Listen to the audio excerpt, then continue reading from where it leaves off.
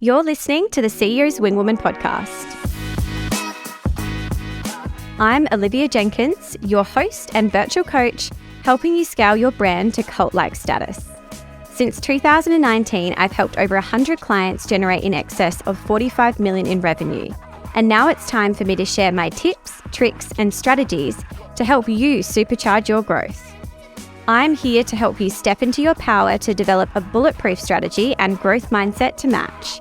Consider me your secret weapon to scale. Let's get started. Welcome to the CEO's Wing Woman podcast, the ultimate growth mindset podcast for ambitious CEOs wanting to create cult brands. I'm your host, Olivia Jenkins, and today we have a very special guest, Tania Walsh, the CEO and founder of VANI-T, and someone I was honoured to work alongside as general manager from 2016 to 2019. VANI-T is an iconic Australian luxury tanning and cosmetics brand, and were the global pioneers of natural spray tanning solution in 2004. Quickly rising to cult-like status, VANI-T became an international success story with over 15,000 salons in more than 15 countries worldwide. Today, the range has expanded to include award-winning products across spray tanning, self-tanning, makeup, and wellness, and is a celebrity favourite loved by more than 14 million users worldwide. Please welcome Tania Walsh to the show. Thank you, Olivia. I'm honoured to be here. And when you say it like that, it's quite overwhelming to think I've managed to squeeze all that in.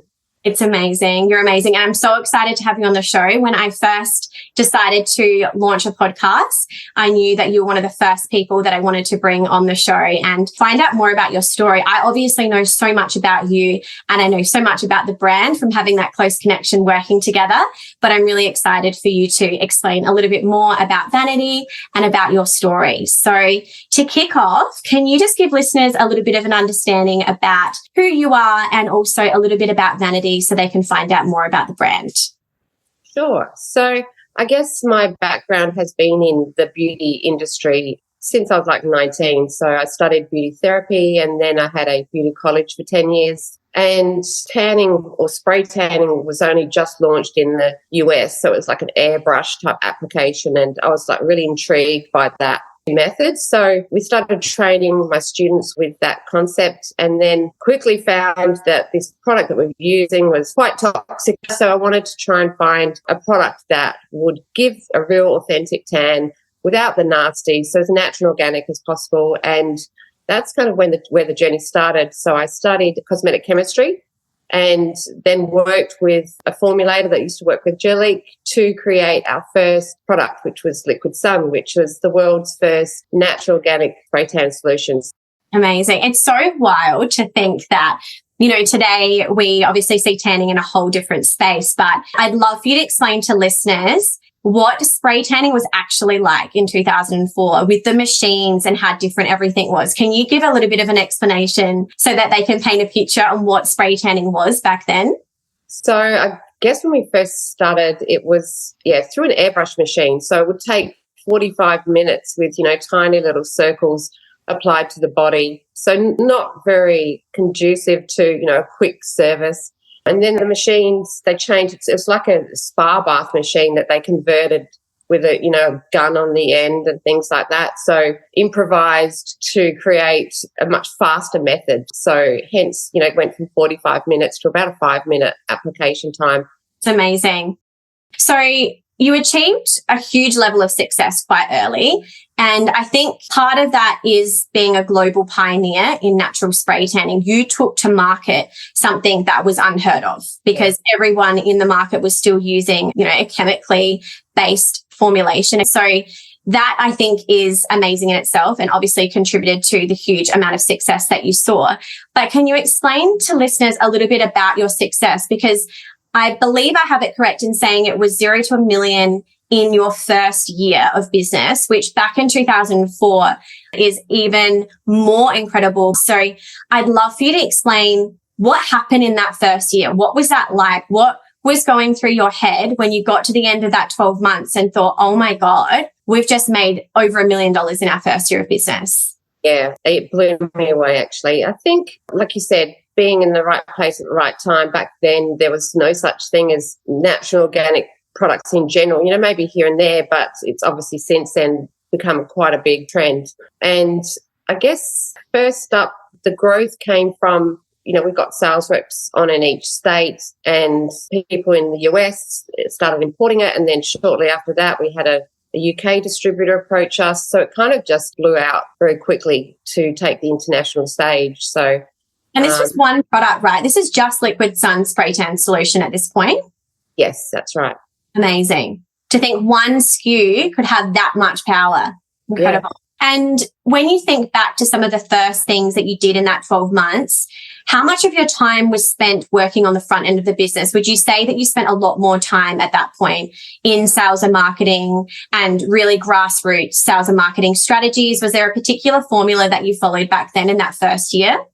So in the beginning, it was, I was taking phone calls, orders, I was out on the road, pitching and showing people the products. At that point in time, I was actually making the products in my kitchen and labeling and, printing my own labels. So every aspect of the business I was doing myself.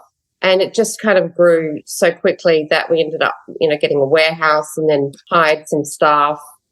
I know you very well, and I know we were talking offline about how you are textbook visionary, and I'm keen to explore that with you a little bit further as we go on in the episode today. But I think that's something that really rings true to me, that for startup culture, to be a visionary is a massive advantage because you can see where you want to be. You can see your destination so clearly and you can really make things happen. Whereas I believe a lot of the time with integrators, they're better at executing the vision and often are better once a business is a little bit more established. So I'm really keen to explore that a little bit more. With the kids, I know that you're a mum. Can you just explain to listeners how many kids you have and where that happened in your journey as well? Because I think that's really important to share.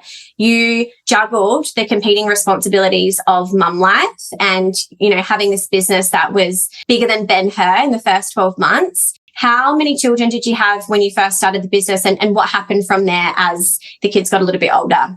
So I have three, Braden, who's 26, Blake is now 19 and Savannah 17. But when I started the business, Blake was 6 weeks old. So I would have him in a pouch and make products and do all the things that I needed to do in the business. So it was good in the fact that, I didn't need to put him into childcare and that type of thing. And then 2 years later, Savannah came along. So she would come along with me to business meetings and things like that.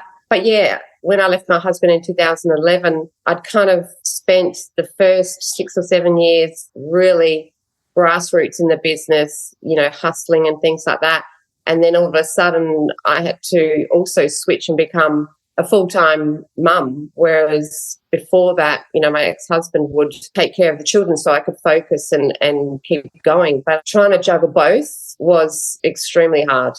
I think even just as a parent, I can't imagine how difficult it would be having to be two roles in one. And the role model mum and the role model dad, even that alone is a massive job, but then throw the pressures of business into the mix as well. And I'm sure there would have been a lot of travel because I know that the business has an incredible international exporting partnership set up with lots of different distributors. So I imagine you were doing quite a lot of international travel whilst all of this was going on with the kids as well.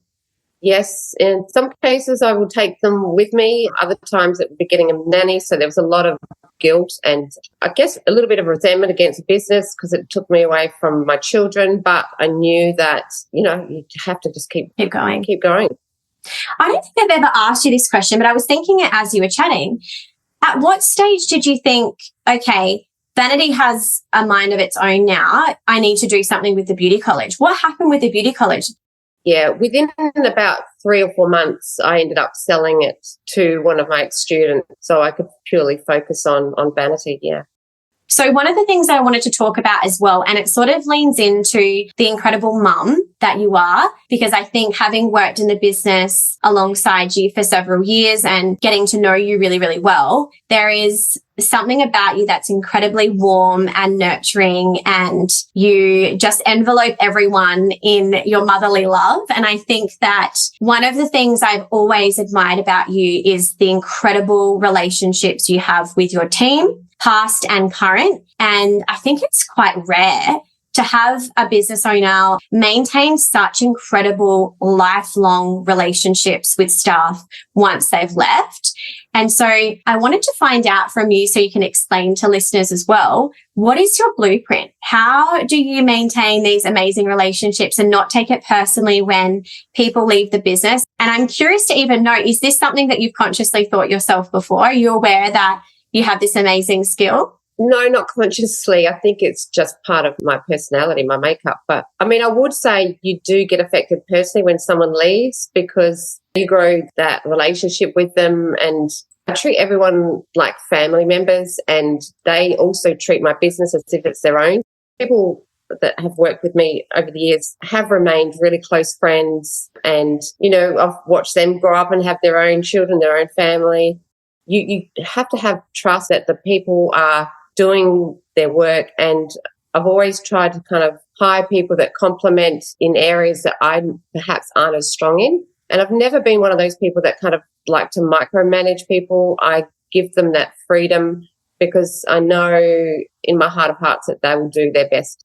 Absolutely. And I believe that 100%, because having been in the business, it was very much a family environment. And I know, obviously, falling pregnant quite early in the piece, you were so welcoming around having bubs come in from time to time. And I know you taught me a thing or two around getting babies settled. So I think it's just amazing that you've had these types of relationships with everyone in the business, and have maintained such an amazing relationship after they've gone on to other things, whether that's into their own businesses or into other roles. And I think that's really incredible.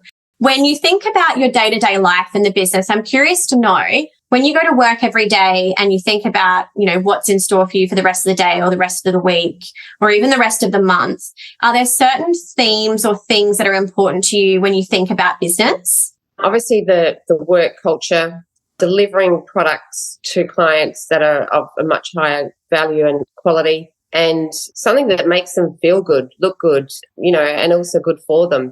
Absolutely. I'm glad I asked you that question, because what that is it's a values elicitation question that I learned in NLP. And it was really interesting because, coming off the back of the conversation we just had about team, the first thing that you said to me was a positive team culture. So that is essentially one of the biggest values, I assume, in the business as well, is your team and creating a positive team environment, but also creating products that are high performance and high quality as well, which I know is something that you really enjoy, being a visionary. And it's probably a good time to go into that. So for listeners who are listening to this episode now, if you haven't read the book Rocket Fuel, go and listen to Rocket Fuel. It's an incredible book, and it basically profiles business owners into two categories, either a visionary or an integrator. And visionaries generally are very big picture people and thinkers. They often can solve problems. They're very good at coming up with the vision and where the destination is. They're very good with product development a lot of the time as well, because when you're solving problems for consumers, you're either creating a service to solve that problem or you're creating a product. But taking it back to you, Tania, what does it mean for you to be a visionary? When I'm talking through those characteristics, does that ring true for you? And how do you identify as a business owner? I always feel like I've had this gift where I can see trends coming way before they actually impact the market. And I just have the vision looking forward as to where I've always wanted VANI-T to be. And when, you know, you achieve those goals, it's like a pat on the back for all the hard work and all the struggles that you've gone through when you see something come to fruition, or, you know, even getting things like testimonials or private messages from clients saying, you know, your product's amazing, it's changed my life. Those kind of things is what gets me out of bed in the morning. Absolutely. I'm really curious to explore the product development side as well, because so far we've explained, you know, Liquid Sun had this incredible success really early in the piece, 0 to 1 million in sales in the first year just from that one product alone. We obviously have in the range many more products that sit within spray tanning, self-tanning, makeup, and now wellness. What was the journey of adding these new products in? And when you say you can see the trends coming and you have these gut feelings about trends, Is that what happened just before you launched some of these products as well? And is that how you were sort of drawn to know, okay, had great success with Liquid Sun, but now it's time to introduce something else? How did all of that unfold? Well, initially, I guess it was just bringing out complementary products that would go with the tan. And I think I tried to think of what I would like as a client, or, solving problems that I would have. And that generally is where the ideas come from. I mean, I chose the name VANI-T for the business because I knew it wasn't just tanning that I was going to launch. I wanted to do anything to do with beauty. So as you said, now we do the makeup, the wellness, and we're about to launch a whole new category also within the beauty space. Okay. And after Liquid Sun was launched, what was the next product that came after Liquid Sun? Liquid Sun was then the complementary body products. And then we launched Velocity and makeup. We kind of extended that range right out. And obviously when you were with me, we condensed that whole range and then rebranded and all that kind of stuff. For listeners, the mineral makeup collection that was launched, when was mineral makeup launched? What year would that have been? 2005. Amazing. So it was quite early in the piece then. I didn't realize it was that early. Yes. And so with mineral makeup products, and I think this is testament to one of your core values being all about quality and product performance, these products were incredible in terms of highly pigmented, would last such a long time because they were so highly pigmented. And I think that was one of the challenges to overcome as a business. But the products were absolutely incredible. And there was such a vast collection as well, even down to singular pots of eyeshadows that could really support professional makeup artists as well, because there are a lot of makeup artists using the products and even the airbrush makeup as well. I'd love for you to explain a little bit about that, because that again is relatively unknown and is probably one of those trends that you saw quite early in the piece that you wanted to take to market. Yeah, it was one of those things that I saw straight off the mark would really do well. But the main thing with the airbrush makeup, as much as it was a beautiful product, it was the whole dangerous goods and, transportation, and just made it far too hard. It's probably a good time to lean into that because, you've had incredible success in the first year. You've been, at this point taking lots of different products to market and seeing more success with the expansion into self-tanning and then into mineral makeup. And, I'm sure over the almost 20 years in business, because you'll be celebrating your 20th business birthday next year, which is incredible. Congratulations. I'm sure in that time frame, there's also been challenges along the way. When you look back on your journey, what do you feel comfortable sharing in terms of your challenges? What things have you faced along the way that have really challenged you physically, mentally, spiritually in the business that you've had to find your way through? Every day there's something little that you have to put fires out, etc. But the first thing was when I left my husband and had to take care of the children as well. And then I was approached by somebody who offered to take management of the business for a 6-month period or so, just to help me transition my children a bit. So I allowed him to run the business whilst I did that. And then I remember it vividly. He came to me and just said, "Tania, we're in trouble." And I was like, "What do you mean?" He said he'd spent a lot of money launching into the US, and I gave him that flexibility to do that. And he came back and just said, "Look, we're $900,000 in debt. I don't know what we're going to do. We either have to put the business into administration or look at shareholders or, something like that." And of course, that was a huge shock to me and kind of put me into spin because I didn't know what action to take. I decided to take on shareholders, which was a very difficult time. I guess there was a lot of, wanting to change VANI-T, and it felt like they were taking my child and, dressing it differently and teaching it all these different things. And it was a 6-year period of mental and emotional exhaustion, I guess. I wanted out. And anyone who owns a business, it's a very hard decision to kind of pull back from something they've created. But I just had enough. I just didn't want to be a part of it anymore. But I was kind of locked into a corner where I couldn't. Luckily, over the years, the business had improved and I'd got myself into a financial position where I was able to buy those investors out. So now I just have the one investor who I work with really closely. And, he has been a godsend during those times, because otherwise I don't know where I would be right now. An amazing story. I obviously know it well, having, lived in the business for 3.5 years. I just think it's absolutely incredible, some of the challenges that you faced along the way and being able to get through them. I can't fathom going through a divorce, taking on the ownership of being the primary caregiver for your children, your mum and dad, and you get pulled into an office from someone that you really trust in the business and have a conversation like that. It must have been a huge shock and then an incredibly difficult pill to swallow from there.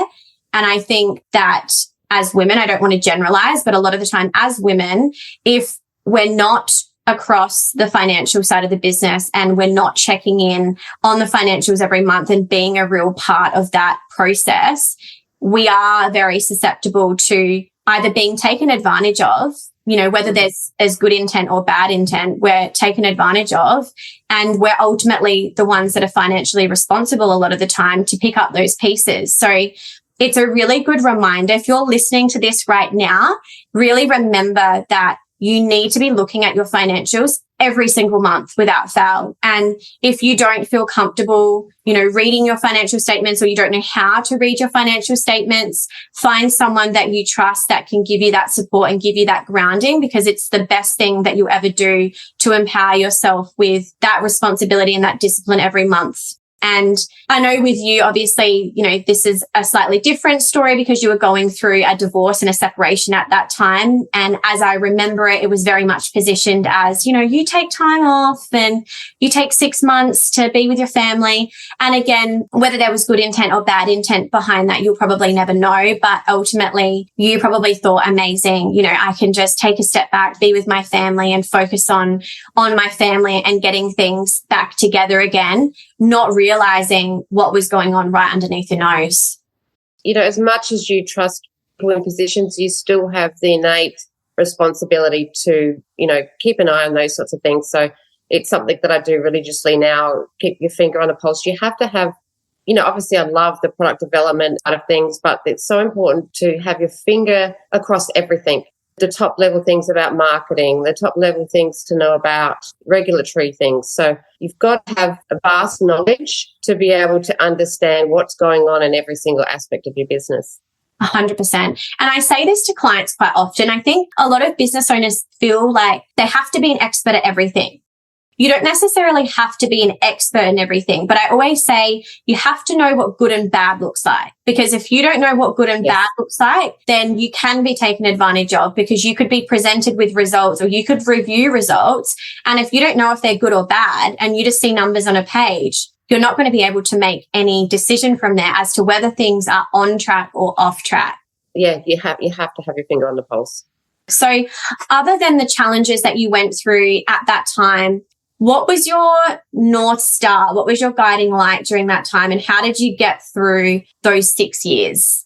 I guess when I was put into a position where I knew that I couldn't get out, that I had to just forge forward. And in retrospect, looking back now, it's probably the best thing that ever happened to me. That period, whilst it was, very emotionally stressful at the time, I look back now and I see that it gave me a strength that I never knew I had. It was through that trauma that kind of roughened me up to be much stronger in the business. That's such an amazing way to frame it as well. And I think there's so much power in that when you're not looking at a situation and being on the effect side of the equation. So in cause and effect, being at cause means that you're not blaming external factors. You're looking at your involvement in the situation and what things you can control, and you're being at cause and you're taking any of those learnings that you've had in a difficult situation with you moving forward. And I think just understanding that one principle of cause and effect, which I know you understand and obviously have displayed in this situation, that can change your whole life. If you are the type of person where you often have blamed others or blamed situations or placed the blame externally anywhere outside of self, to have the realization that we do as individuals have a lot more power and control than sometimes we allow ourselves to have is an incredible realization and so, so powerful. And it sounds like you were, essentially backed into a corner. You knew that you couldn't go. You didn't have any other option except to move forward because, again, as a parent and someone who was supporting 3 children, I'm sure you were thinking at that time as well, if it's to be, it's up to me. I have to do this. Yeah. And saying that I was put into a position, it's not necessarily I was put into a position. I allowed myself to be put into a position because I should have looked at my financials, known exactly what, it doesn't take long to run your eyes over your profit and loss to see where things are standing. So that was my fault, but it was a very big lesson. That's so incredible that you've had those realizations and you're now able to bring that forward.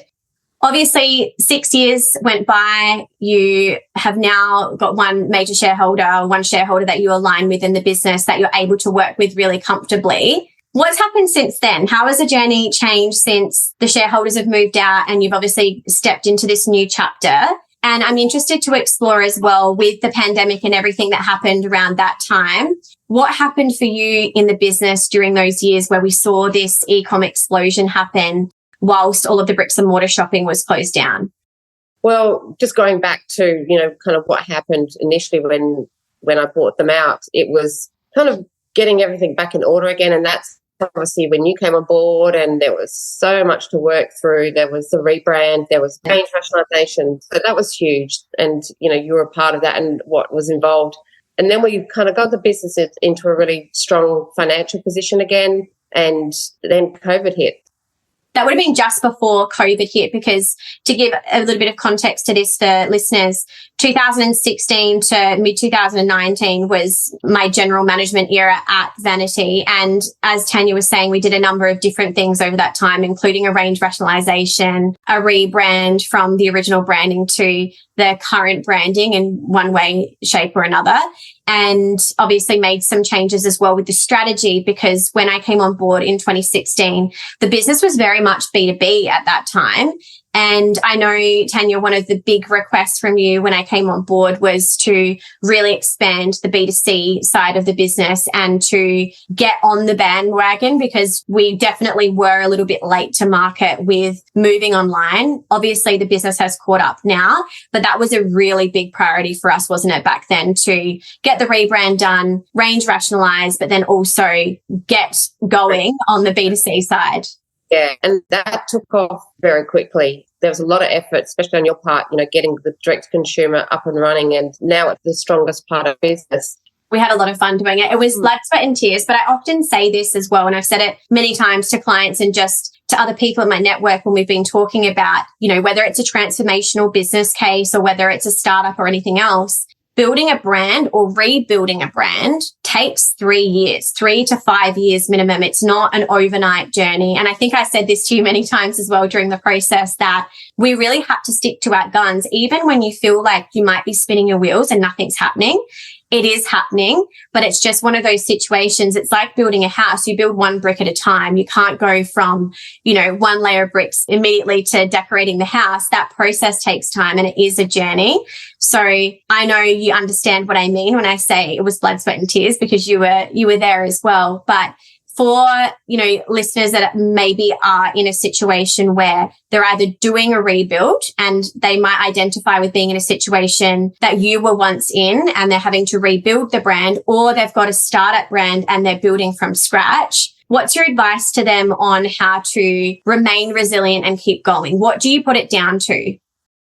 Well, I think, the rebuild or starting, it's really important to build those foundations. And anyone who's going to succeed in life or in business, there has to be that tenacity. There has to be a resilience. I've found things like meditation, and that has really helped me get through any tough times. But just at the 11th hour, when you're ready to give up, if you just push through, it's happened time and time again for me over the 20 years, and just proves to me that you just have to keep going. You have to keep pushing through.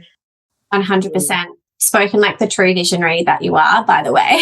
But I agree. And I think this is why every business needs a visionary. And if you are the visionary in your business, you need to fully embrace that and be that, because if you're not driving the vision of the business, there's no one in the business that can replace a visionary. You are the lifeblood. So I think really remaining true to that character and that value that you add. And I know, when I think about you, in your business, I think about someone who is the inspiration and the motivation to the team generally, because you're just a real life walking earth angel.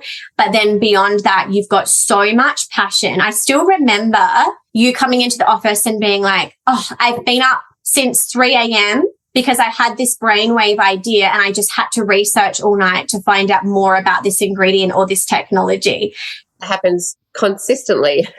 And I think that's so incredible though, because if you weren't doing those things and you weren't having all of these brainwave ideas about trends, about ingredients, about technology, then you wouldn't be able to bring all these amazing products to life and to take them to market for your amazing and loyal community to enjoy, but also to set the pace as well for other brands in the industry. I just have over the years learned to trust what my gut tells me, because it's always right. And even when other people have said, oh, I don't think that will work, it always comes and proves to me that I've done the right thing. I think as well for you, what's amazing is you are a diehard tanner. Like of all the people I've ever met that love tanning, you are religiously tanned. And I think I can remember one year, I can't recall exactly where we were traveling. It was myself, you, and Donna, your beautiful sister, and we were joking and had said to you, Tania, we'll shout you an interstate trip, flights, accommodation, everything paid for, but you can't spray tan for 2 weeks. Do you remember that? Oh, I think it was 1 month, which was even worse. 1 month? And it was just a flat out no. I still remember it to this day, and I chuckle to myself every now and then when I think of it. You just love tanning. And I think this is so important because there's no one closer to your brand than you. You use the products religiously, you tan religiously. So for you, you really understand the problems that the consumer's facing because you're right there with them. And I think that's also another reason why you've been able to take so many amazing products to market over the years. When you think about just changing pace now and thinking about your most incredible achievements, if you had to narrow down to 3 most proud moments for you over your journey so far, your 19 years in the vanity business, what 3 moments really stand out to you? The first one would probably be when we hit the milestone within that first 12 months, reaching $1 million in sales. That was it just blew me away. We were working really hard, and then just to see those figures, it was a pinch me moment for sure. The second one would have to be, I remember vividly getting a phone call from Kylie Minogue's personal stylist. And, I was a huge fan of her when I was a teenager. And she said that she'd used our products on her and that Kylie wants us to send some product. I was very excited about that. So that was another defining moment. And the third, look, I get little glimpses all the time, just, heartfelt emails from clients. Receiving the feedback would have to be the best pat on the back, the best reward that, I could ever receive. So they would be my 3 big ones. And I'm sure there's been so many. That's why I framed it with, I'm sure this is going to be so hard to choose because even in my era, we had so much fun. It was just, one of the best seasons of my life being at Vanity and being in the business with everyone. So I can imagine it would be hard to narrow down to 3. With number 2, though, speaking about Kylie Minogue, it's just reminded me about the celebrity aspect of the brand. And I think this is really interesting because a lot of people may not realize that the brand has had lots of celebrity following over the years and different celebs, different news presenters. Can you explain to listeners just a little bit more around the celebrity aspect and how you've built these relationships as well with lots of incredible makeup artists and TV presenters? So we work with a lot of people around the world who use our product and then they spray tan stars. We were official tan for Channel 9 on a lot of TV shows like Dancing with the Stars, Love Island, you name it. But the biggest thing I think is, especially in the US, we have a lot of celebrities that purchase our product online. Then they pay normal price for it. So that's a really good endorsement. We have never bought a celebrity's following or love for our brand. They've either used it through a stylist or heard about it and then purchased it themselves. So I think that's probably one of the biggest things, along with the awards and things like that we've also won. Amazing. Okay, so to wrap things up, thank you so much for being on the show. I want to leave listeners with a little golden nugget from you or tips can you share that you've learned over your journey in all of the challenges that you face, all of the wins that you've succeeded with. what would you say is your message that you want to share to other business owners? Definitely trust your gut instinct. It never proves you wrong. Follow your heart, follow your passion. I think if you can do something that you love, it's never work, and money always flows along with that passion. And the other thing I'd probably say is no matter what you're facing, just remember the universe has your back. You always get through it, even as hard as it is at the time. You've just got to push through. When you think about the next 12 months, what's on the cards for VANI-T? What's coming up in this next 12 months? Are you working on anything exciting? I think you mentioned before you've got a new range coming out. Got a new range coming out. We're launching in about a week's time a new hair care range, which is predominantly focused on hair growth and hair health. So lots of innovative ingredients in that. And it's probably the entire team's most favourite product launch to date. They're all like madly in love with it. So we're super excited about that. And we're also about to launch our complete rebrand. So, that was back in 2017. I did one with you. So we've done a complete new rebrand. It's very fresh and chic and super excited about that. So exciting. I can't wait to see. I haven't seen any sneak peeks of hair care, so I'm very excited. Or the rebrand. So I'm very excited to see what you're going to unveil in the next week or so. For listeners that want to go and check out VANI-T, highly recommend. My personal favorite product is the Velocity Spray Tan. I have trained my husband, George, bless him, to give me a spray tan with a machine that I bought when I was at VANI-T. And I absolutely swear by the VANI-T Velocity Spray Tanning Solution. So definitely check that out. The other product that I love is, of course, the powder foundation, which you could say is quite possibly the holy grail in that range. So they're my two picks if you want to go and suss out the range. You can check out VANI-T products by heading to www.vanity.com, and that is spelled VANI-T.com, and you can go and check out all of their amazing products there. Find out a little bit more about Tania's story and all of the amazing products that they have available. Thank you so, so much again for being on the show, for being open and vulnerable in sharing some of the challenges that you faced in your journey. I'm so excited for this episode to air and for so many business owners to benefit from the messages that you have to share from all of the things that you faced in your business journey. So thank you again, and I can't wait to catch up with you soon. My absolute pleasure and an honour to be sharing this with you. Thank you so much for tuning into today's episode.